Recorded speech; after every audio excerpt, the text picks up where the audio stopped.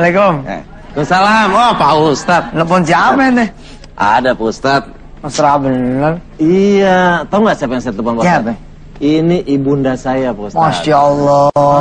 Lagi kurang sehat di rumah, makanya saya tanya, udah makan belum, obatnya diminum. Masya Allah. Tema kita hari ini memuliakan orang tua Pak Ustadz. Ini emang kalau modal orang sukses itu ya, itu emang emaknya, bapaknya. Itu modal hidup. Bahkan emak yang udah mati, yang udah meninggal, yang udah wafat, ya, ayah yang udah meninggal, yang udah wafat, itu juga tetap bisa jadi modal hidup, modal sukses. Allah. Itu walaupun mereka udah nggak ada. Udah nggak ada. Caranya gimana, Bu? Gimana Pak Ustadz? Datang ke kuburannya, datang ke makamnya, ya, ngucapin salam, doain begitu, terus ngomong nih, Ma, insya Allah saya lagi berdoa. Yang paling aman sih ngomongnya begitu, Ma, saya lagi berdoa, mudah-mudahan saya bisa bikin perusahaan. Kalau perusahaannya udah jadi, ntar duitnya mau dibikinin masjid, nah, nama emak, nah gitu. Kira-kira begitu. Amin, amin. Nah, itu yang udah meninggal tuh, apalagi yang masih hidup. Yang masih ada Pak Ustadz ya? Yang masih ada. Untuk Pak Ustadz saya mau nanya. Iya. Kalau Pak Ustadz sendiri sama ibunda tercinta gimana Pak Ustadz? Saya udah sering ya, saya ceritain di televisi gitu. Ibu saya ini emang orang yang dari mulutnya cuman keluar doa aja gitu. Bahkan dia mah ya satpam lagi bengong nih, disamperin sama dia. Daripada bengong, aminin doa saya gitu. Itu ibu saya tuh. Pokoknya bawa demennya doa aja gitu. Suatu saat saya pernah kedatangan temennya ibu saya. Teman kecil. Jadi waktu beliau ngelihat saya, dia nangis dan dia bilang, Suf, lo mah pantes gede lo nih maju jadi orang hebat, sebab makanannya doa. Mak lo tuh, mak kamu nih, waktu kamu masih kecil, ditaruh pakai doa, digendong pakai doa, ditaruh pakai selawat, digendong pakai selawat, dianterin pakai selawat, disuapin pakai selawat, subhanallah. Dan saya banyak sekali istilah-istilah saya itu yang saya dapat dari ibu saya. Salah satunya adalah kun fayakun. Jadi saya tuh dari kecil tuh sampai SMP kelas 1 dimandiin sama ibu saya. Setiap saya dimandiin, saya ingat bener, setiap saya dimandiin tuh Den ditaruh di balai batu Den. Jadi ada meja gini, balai, tapi dari batu. Saya didudukin situ kan, dipakein anduk segala macam itu. Nah sambil ngomong tuh ibu saya begini, ibu doain sambil nyekak nih badan. Ibu doain mudah-mudahan kamu bisa pergi ke Mekah seperti pergi ke depan pintu. Bisa bolak-balik kapan aja. Tahun itu periode pemirsa antara tahun 79 80 ya, sampai saya ingat kira-kira tahun 87. Pergi haji itu susah banget. Jangankan dulu, sekarang juga masih susah. Tapi ibu saya ngomongnya begitu. Mudah-mudahan kamu bisa ke Mekah seperti ke depan pintu, bolak-balik. Dan ngomongnya itu terus. Mandi pagi begitu, mandi sore begitu, mandi malam gitu juga. Kan saya mandi 3 kali, ngompol. Cerita lanjutannya, diceritain lanjutan. Benar. Udah ada tamu dan. Iya, ini juga kisahnya seru. 2 orang tamu kita juga kisahnya seru. Jadi jangan kemana-mana, tetap bareng kita di chatting dengan ya. Memuliakan orang tua. Ada. Saya juga sensitif Pak Ustadz kalau dengar kata ibu Pak Ustadz. Saya juga kalau mau keluar kota saya telepon ibu saya Pas nyampe saya telepon, saya kabarin. Dia tuh seneng banget kalau dengar kabar. Iya. Sebisa mungkin tiap hari saya dengar suaranya Pak Ustadz, minta doanya. Benar. Kalau ayat di Al-Quran yang menceritakan tentang kita harus berbakti sama orang tua, apa tuh Pak Ustadz? Oh, banyak. Di antaranya di dalam surah Al-Isra. Ya, kita ngaji bareng ya. Ya, pemirsa ikutin saya. A'udzu billahi minasy syaithanir rajim. Ayo. A'udzu billahi minasy syaithanir rajim. Bismillahirrahmanirrahim. Bismillahirrahmanirrahim. Wa qadha rabbuka alla ta'budu illa iyyahu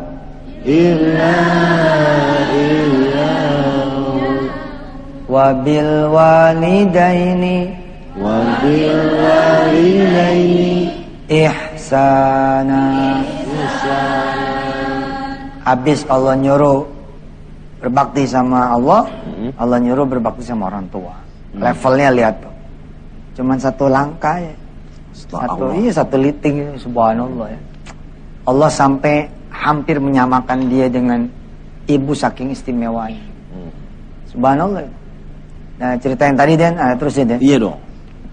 Jadi lama-lama tuh Bu, saya mikir tuh, kan pergi haji susah gitu loh. Kok bisa kayak pergi ke pintu gitu kan.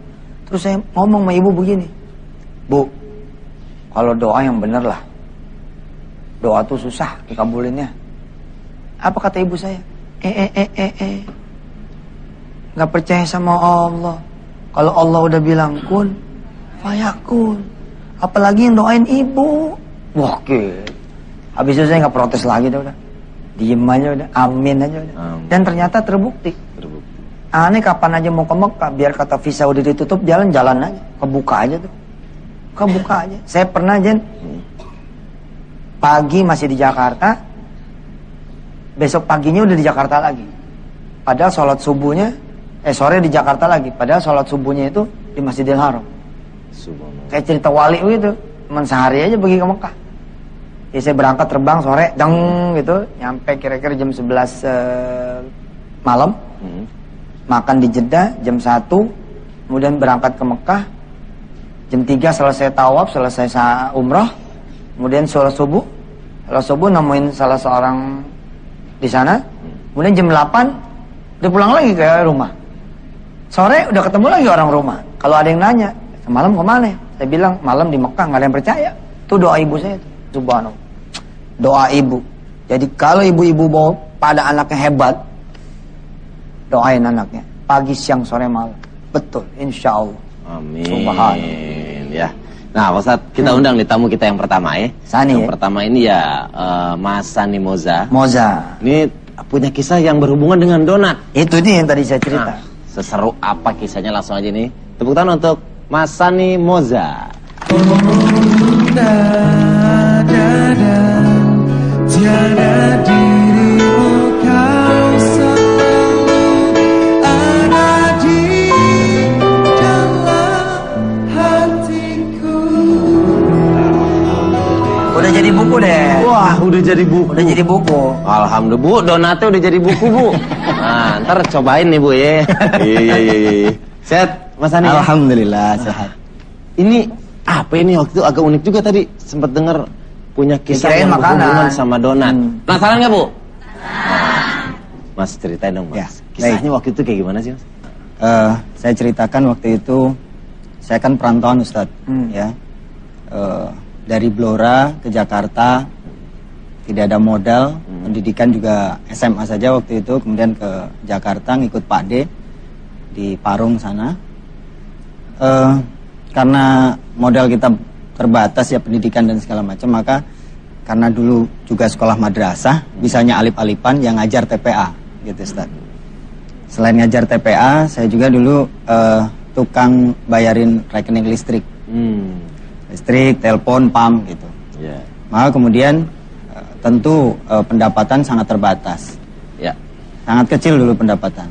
Nah, walaupun pendapatan kecil, karena sudah lama di perantauan, pengen juga pulang Ustaz. Pengen sekali nengokin bapak sama ibu. Ke Blora. Nah, kemudian memutuskan untuk pulang. Nah, saat pulang karena duitnya sedikit, belilah tiket ekonomi, bis non AC. Kalau non AC dari Jakarta ke Blora itu hanya sampai Purwodadi.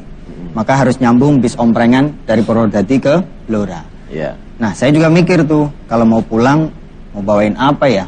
Maka kemudian terpikir, oh beli donat aja kali, di sana nggak ada. Ya belilah donat. Donat itu kalau sebenarnya pengennya kan bawanya banyak. Tapi kalau bawa banyak juga duitnya nggak cukup juga. Yeah. Maka cuma beli 6 waktu itu, setengah lusin. Dibawalah tantangan itu ke terminal, kemudian saya naik bis. Dari Jakarta menuju ke Purwodadi. Sampai di Purwodadi, saya turun tuh dari bis Jakarta tadi. Oh ada yang mau lewat. Wah pas banget nih mau lewat. Saya lagi seru-serunya dengerin. Oh iya, lagi serius ya. Gimana kisah donatnya sampai apakah sampai ke orang tuanya? Ya. Ada kisah kecil yang menarik Pak. Siap. Jangan kemana-mana, tetap di chatting dengan YM. Pak, rame narik hari ini. Hah? Rame? Lumayan. Nunggunya sampai lama nggak dapet.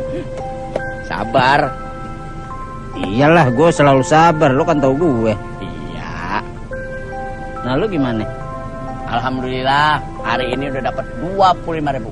Wah, iya bersyukur tuh. Tuh baru namanya rezeki ya nggak? Mau gue punya cita-cita Pak. Cita-cita lo apa? Gue pengen berangkatin mak gue naik haji. Kenapa tawa lu Pak? Pri. Lo kadang-kadang ngayalnya bikin gue bingung ngejawabnya tau gak? Gue bukan ngayal Pak, itu cita-cita. Itu bukan cita-cita Pri. Lo tuh sadar diri. Kita ini tukang ojek, penghasilannya paling berapa sampai sore? Jigo 50, itu kalau untung 75. Iya kan? Ya iya. Nah kalau lo kumpulin 5 tahun, iya enggak? Mak lo kagak pergi haji, lo setruk. Mau? Sekarang begini aja Pri. Lo jaga motor gue dengan baik, dengan penuh seksama. Gue sekarang mau sholat, ya? Ya Pak. Iya Pak. Muka lo senyum dong. Iya. Tuh. Kaki gue nyangkut. Lah kaki yang punya sendiri. Yaudah jangan ngayal gitu lo. Puyeng aja.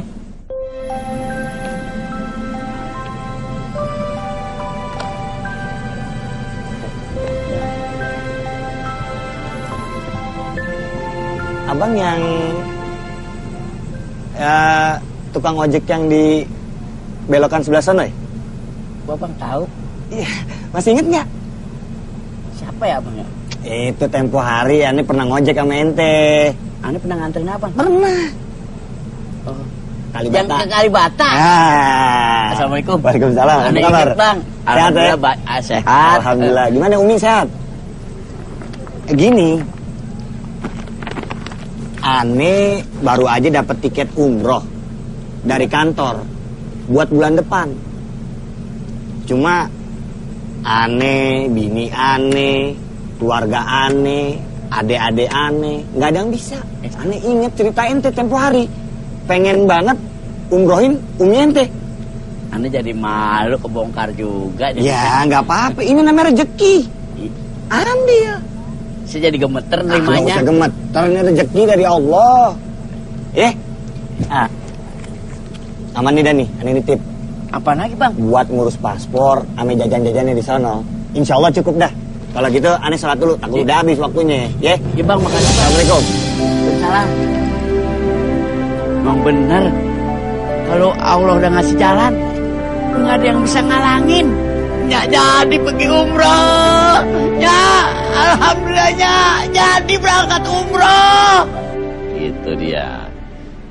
Itu Tat, jadi barusan tuh ada orang yang pengen umroh, punya duit 25.000 tukang ojek. Iya. Sama orang diremehin. Taunya bener kejadian. Haji. Umroh. Alhamdulillah. Semua anak kalau motivasinya untuk orang tua pasti keren. Orang kalau pengen niat gini, saya pengen pergi haji terus doa nih, bisa jadi prosesnya agak panjang.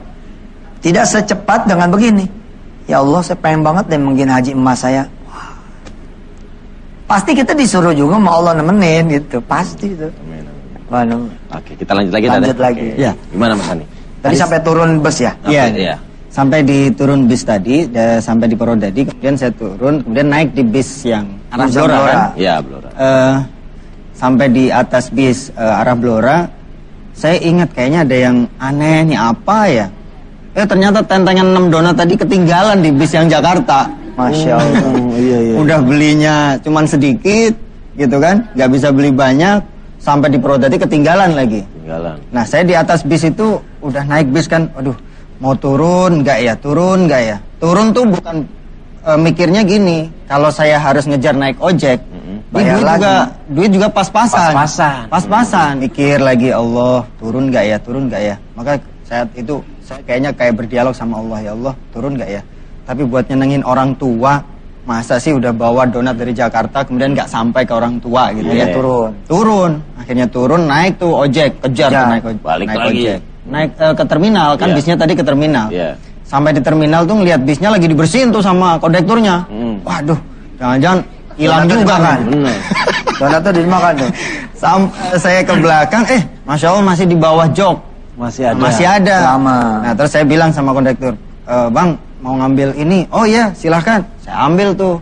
Nah, setelah dapat nih donat 6 biji tadi, saya naik bis yang lain kan. Tadi yang bis tadi udah berangkat. Kemudian sampai di terminal, setelah ngambil donat, saya naik bis yang lain. Masih ngetem tuh, lama banget Ustaz. Waduh, gara-gara donat ketinggalan, jadi ngetem lagi nih. Nunggu lagi, masih kosong kan bisnya. Ya udah, akhirnya berangkat juga nih bis. Pelan-pelan, namanya bis kosong, masih sedikit penumpangnya. Sampai kemudian di pertengahan antara Purwodadi Blora itu ada namanya Wirosari. Sampai di Wirosari itu pertengahan antara Purwodadi Blora. Saya ngelihat bis itu berhenti, di stop sama beberapa orang. Saya juga agak aneh waktu itu, kok diberhentiin sama biasanya kalau ada penumpang tuh 1-2 orang saja yang berhentiin bis. Tapi ini kok ada sekitar 10 atau 15 orang tuh berhentiin bis. Bisnya berhenti, kemudian pada naik semua. Kan bisnya tadinya kosong jadi penuh. Nah, ada salah seorang yang duduk di samping kursi saya. Dan saya nanya, ada apa Mbak? Kok pada naik banyak begini? Terus setiap orang tuh saya lihat pada pegang kepalanya semuanya, pada pegang jidatnya semua. Ada yang memar, ada yang berdarah, ada yang ini semua. Itu tadi bisnya kecelakaan. Oh gitu ya. Itu yang masih pada belum selamat tuh masih pada dievakuasi gitu. Karena bis itu ternyata pecah sampai kaca depannya itu pecah, ada yang kelempar sampai keluar dari bis, mecahin kaca. Oh gitu, Masya Allah ya, mudah-mudahan pada selamat. Kemudian saya nengok nih ke kanan lihat bisnya. Waktu pas nengok saya kaget, ya Allah, itu bis yang tadi saya naikin tuh. Masya Allah, ya bis yang pertama ya. Bis yang pertama kemudian saya turun.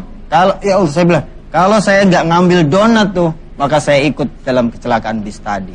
Tapi pengen nyenengin emak, pengen nyenengin orang tua, pengen nyenengin ibu, itu yang bikin selamat. Alhamdulillah.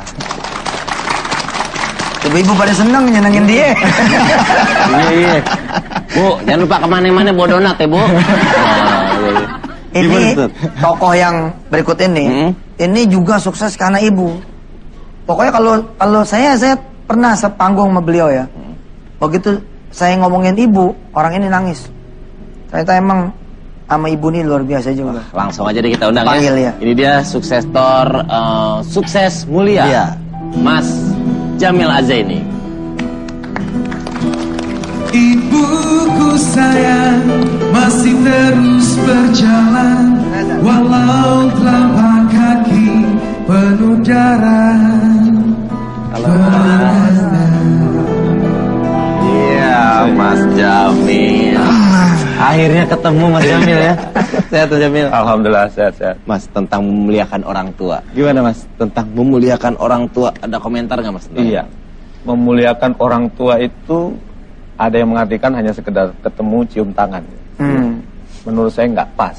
Nggak pas. Lebih dari itu. Lebih dari itu. Memuliakan orang tua menurut saya paling tidak ada dua kan.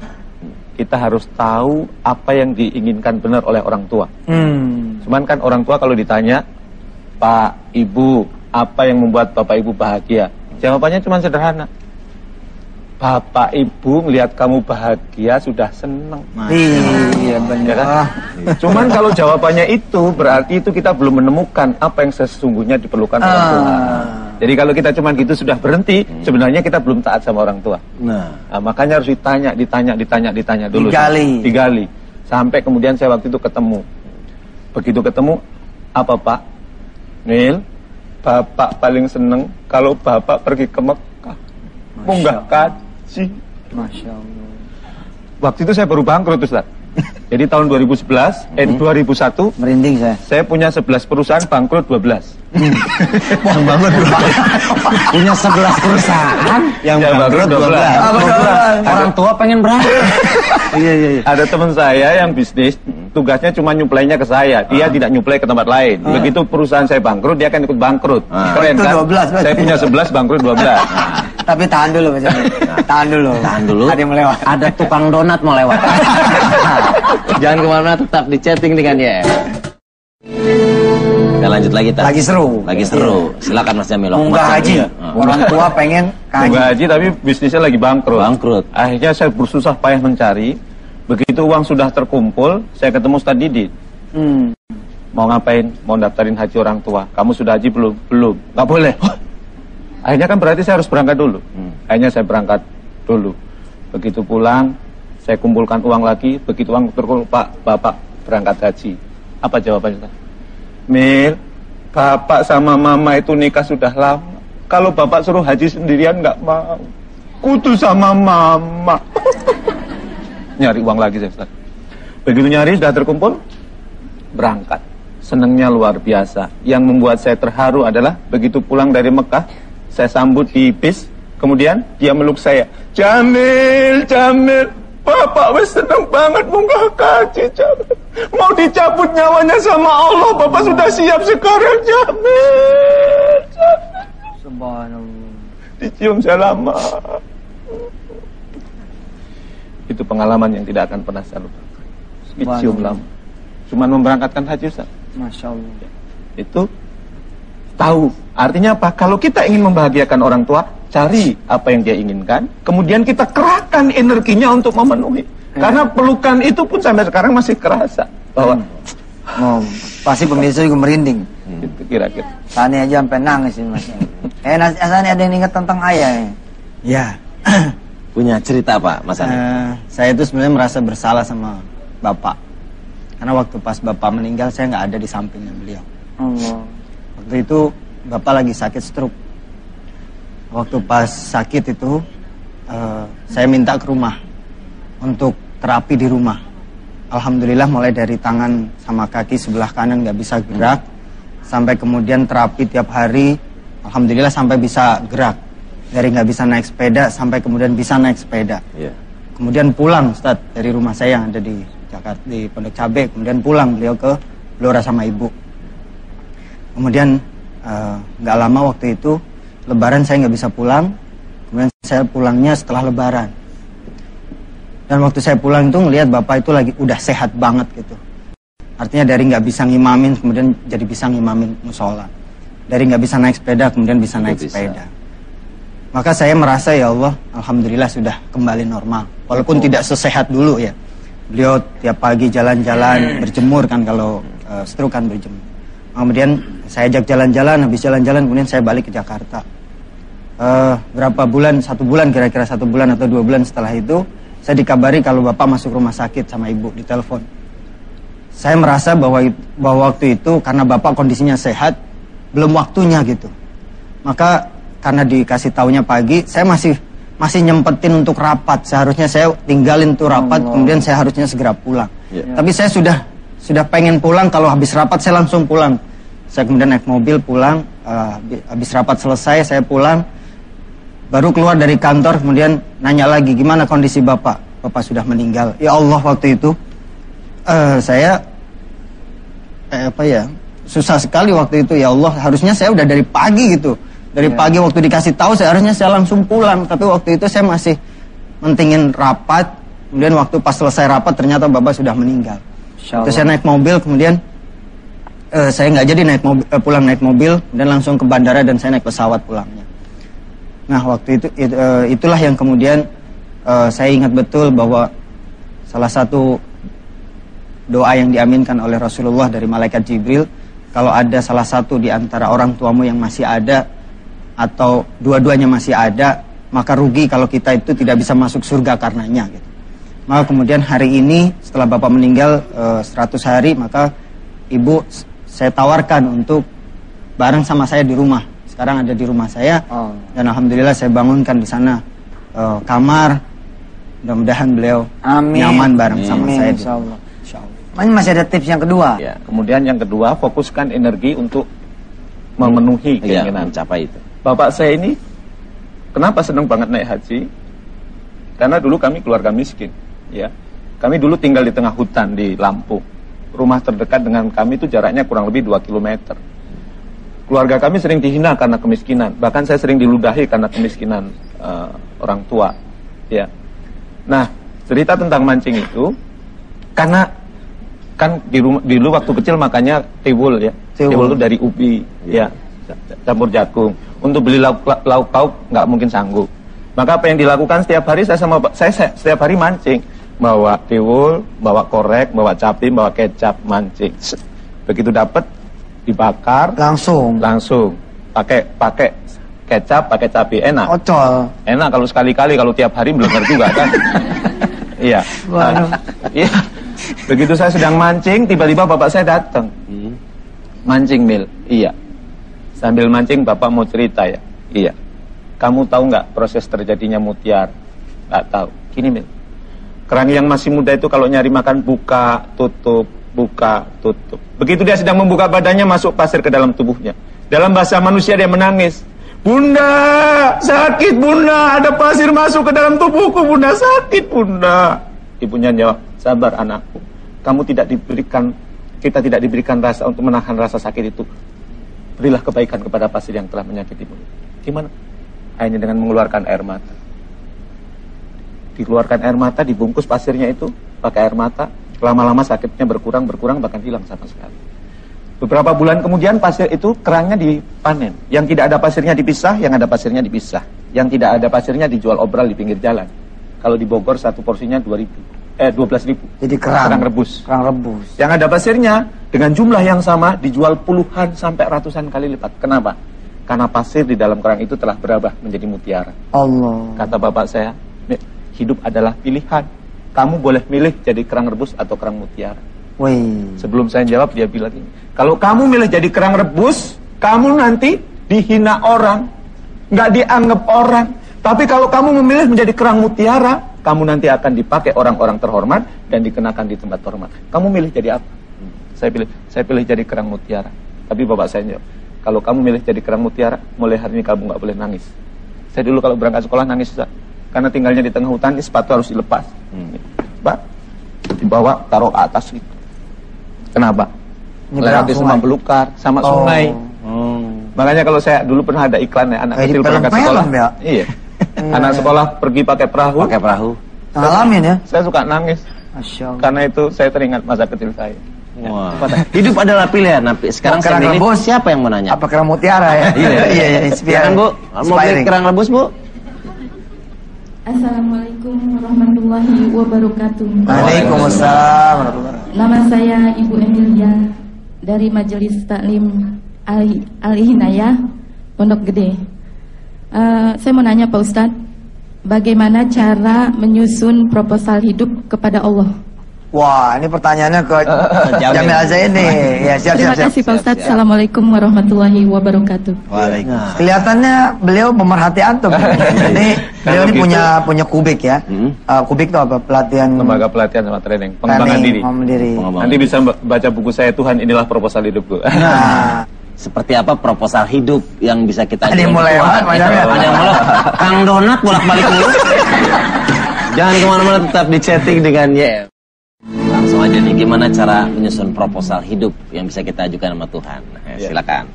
Jadi kalau sebenarnya saya sudah nyusun buku Tuhan inilah proposal hidupku. Itu berangkat dari pengalaman saya waktu kecil ya. Jadi bapak saya itu walaupun kami miskin, ibu-ibu ya, bapak saya itu punya kebiasaan. Sebelum tidur kami selalu dipanggil Kaulan, itu kakak saya, Jamil itu saya, Siti. Memang kita miskin harta, tapi jangan pernah miskin prestasi. Itu pertanyaan tercapai, saya dosen pasca sarjana di IPB, guru tercapai, saya punya sekolah buat orang miskin di Lampung. Allah. Ya. Nah, ini proposal, pentingnya buat proposal, karena apa yang kita pikirkan itu kalau dalam bahasa agama, Allah itu sesuai dengan prasangka hambanya. Maka penting buat proposal apa yang mau kita banggakan di hadapan Allah. Kalau suatu saat kita nanti dipanggil oleh Allah, Jamil, apa yang kamu lakukan di muka bumi sehingga ada alasan bagiku memasukkanmu ke dalam surga? Kita harus punya jawaban. Dan itu ditulis di dalam proposal. Saya baru pulang umroh ini, makanya masih botak begini. Itu saya mengajukan proposal hidup yang baru. Saya tulis apa yang saya inginkan, dan di depan Ka'bah di Multajam, ya Allah, inilah proposal hidupku. Lengkapnya ada di sini ya Allah. Kan Allah Maha tahu, suruh baca sendiri aja. Iya, kan panjang yang antri doa. Iya. Kalau dengan ini engkau semakin menyintaiku, bantu aku. Kalau dengan ini keberadaanku memberi manfaat buat orang-orang di sekitarku, bantu aku. Tapi kalau dengan ini engkau murka kepadaku, keberadaanku membebani orang-orang yang menyintaiku, berilah petunjukmu kepadaku. Kan doanya cukup begitu. Makanya saran saya dibuat. Kenapa? Apa yang kita pikirkan mempengaruhi hormon-hormon dalam tubuh kita. Kalau di rumah saya, semua anak yang SMA wajib buat proposal hidup. Diajukan kepada orang tuanya, ya, orang tuanya lihat, nanti setiap doa diajukan sama Allah. Ya Allah, ini yang mau saya raih. Nanti sebelum aku meninggal, ya Allah, misalnya saya di dalam proposal hidup saya ingin menginspirasi 25 juta orang lebih. 1 juta diantaranya putus dari rantai kemiskinan. Sehingga nanti kalau suatu saat saya meninggal, ya Allah, aku sudah menginspirasi 25 juta orang lebih. 1 juta diantaranya putus dari rantai kemiskinan. Pantas dong aku meminta surga, ya Allah. Istri saya akan datang. Suamiku, aku tidak menyesal menjadi wanita di balik keberhasilanmu. Aku bangga dengan kamu. Anak-anak saya akan datang. Bapak, aku tidak menyesal menggunakan nama Bapak di nama belakangku karena aku bangga dengan Bapak. Papanya datang meluk. Jamil. Ketemu di surga, nak. Amin. Tani, ya, apa nih kira-kira di akhir ini bisa sampaikan buat pemirsa? Ya, belajar dari kehidupan ya. Ya, dari pengalaman hidup saya yang saya tidak bisa mendampingi Bapak waktu itu meninggal dan tidak langsung respon untuk balik waktu Bapak saya sakit. Mudah-mudahan ini menjadi pelajaran buat para pemirsa bahwa di saat kita udah tahu kabar orang tua kita tidak sehat, cepat kita. Karena disitulah kesempatan kita bisa minta maaf dan kita bisa minta doa terakhir. Wah, saya pengen pulang sekarang nih jadi. Dan kemudian bener. Salah satu orang tua kita yang masih ada, harus itu menjadi langkah kita bisa menuju surganya Allah Subhanahu wa taala. Insyaallah. Kalau saya punya pikiran lain, Ustaz. Apa tuh? Kita tidak mungkin membalas kebaikan orang tua. Iya. Dan orang tua tidak pernah berharap balasan dari kita. Tapi orang tua mengharapkan, merindukan kita punya banyak prestasi. Maka berprestasilah kita, supaya orang tua kita bangga dan tidak menyesal melahirkan kita.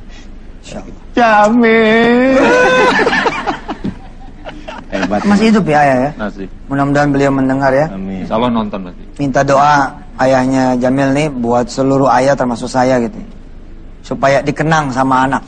Ini kan sangat mengenang ya. Inspiring banget ayahnya gitu loh. Sampai luar biasa. Saya itu sangat terkenal sama bapak saya itu karena semua hal itu jadi pelajaran. Siap. Nanam jagung aja jadi pelajaran. Kan orang miskin ya, nanam jagung. Bapak saya nyangkol, saya masukin jagungnya. Begitu masukin jagungnya, saya tanya, Pak, kenapa jagung ini ditutup sama tanah? Berat, kasihan, Pak. Bapak saya bilang, Mil, kalau nggak ditutup sama tanah, dimakan sama burung, Mil. Ya tapi kasihan, berat, Pak. Mil, karena berat itulah dia bisa tumbuh. Subhanallah. Dan filosofi yang dia bilang, hidup kamu sekarang berat di tengah hutan, Mil. Tapi kalau kamu kuat, Mil, kamu bisa tumbuh. Dan kalau sudah tumbuh, Mil, itu harus disiram, Mil. Disiramnya pakai apa? Pakai air. Dan kamu kalau mau tumbuh nanti juga harus disiram, Mil. Tapi siramnya bukan pakai air, pakai ilmu. Dan tabiat air sama ilmu itu sama. Apa tuh? Mendekati tempat yang rendah. Kamu akan datang ilmu kepada kamu kalau kamu rendah hati, Mil. Jangan pernah sombong. Dan setelah disiram perlu dipupuk. Tapi kita orang miskin, nggak mungkin beli pupuk, jadi pakai pupuk kandang. Bau, Mil, bau. Tapi dia subur. Begitu juga nanti kalau kamu tumbuh, kamu akan ketemu sama teman-teman yang kerjaannya nyakitin kamu. Itu bau, tapi ketahuilah itu pupuk kandang buat kamu. Kira-kira begitu. Banyak filosofinya, luar biasa. Apa yang bisa kita simpulin, Tat? Sepertinya doa aja kali ya. Alhamdulillah. Saya jadi pengen doa buat ibu saya dan buat seluruh ibu kita. Pengen doa buat ayah saya dan seluruh ayah kita semua. Mudah-mudahan mereka semua masuk surga, terutama ayahnya Sani yang saat ini sudah meninggal dunia. Mudah-mudahan Allah panjangkan juga yang masih pada hidup ya. Amin. Antum ayah ibu masih ada? Alhamdulillah lengkap, masih ya? ada. Mertua lengkap? Mertua alhamdulillah masih ada. Bismillahirrahmanirrahim. Allahumma sholli ala sayyidina Muhammad wa ala ali sayyidina Muhammad. Ya Allah, berikan kesempatan buat kami anak-anak Indonesia ini yang masih memiliki ayah dan ibu yang masih hidup agar bisa membahagiakan mereka di saat hidup. Berikan juga ya Allah maafmu untuk kami anak-anak Indonesia ini ya Allah, bila ada kedurhakaan kami terhadap ayah dan ibu kami. Berikan maafmu juga buat para ayah, buat para ibu di seluruh negeri ya Allah. Dari ayah dan ibu yang terdahulu sampai ayah ibu yang akan datang yang akhir zaman nanti. Ya Allah, jadikanlah kami beserta orang-orang tua kami menjadi hamba-hambamu yang satu surga bersama Rasulmu ya Allah Muhammad sallallahu alaihi di dalam surgamu. Maafkan kami semua ya Allah. Rabbana atina min ladunka rahmah wa hab lana min amrina rasyada. Rabbighfir lana wa liwalidina warhamhum kama rabbawna shighara walhamdulillahirabbil Amin amin ya rabbal. Insyaallah nih nanti lebaran pada pulang kampung kan, sungkeman sama ibunya, sungkeman sama ayahnya, ziarah ke makam leluhurnya. Insyaallah mudah-mudahan Allah maafin kita semua. Amin. Biar hidup kita pada enteng. Amin. Amin ya rabbal alamin. Aduh, harus selesai sayang nih. Padahal pengen ngobrol-ngobrol lagi Pak Ustadz. Iya, kayaknya mesti diundang lagi sequel 2 ini. Benar. Banyak yang belum tergali. Iya, iya. Mas Makasih ya. Terima kasih. Sama-sama. Mas Hani terima kasih. Ibu-ibu terima kasih semuanya ya. Total Kid and Friend thank you. Kita ketemu lagi besok Pak Ustadz ya. Ya, siap. Ya. Senin sampai Jumat ya. Senin sampai Jumat jam di 9. Jam 9 sampai jam 10 tablik akbar. Ya. Terus wisata hati jam 5 sore. Pagi. jam 5 pagi ya, jam 5 pagi subuh Pak Ustadz. Oke, saya Deddy Cagur dan Bapak Ustadz Yusuf Mansur mohon pamit. Besok kita ketemu lagi. Assalamualaikum warahmatullahi wabarakatuh. Waalaikumsalam. Kau besarkan aku hanya menginginkan ku bahagia. Kau relakan segala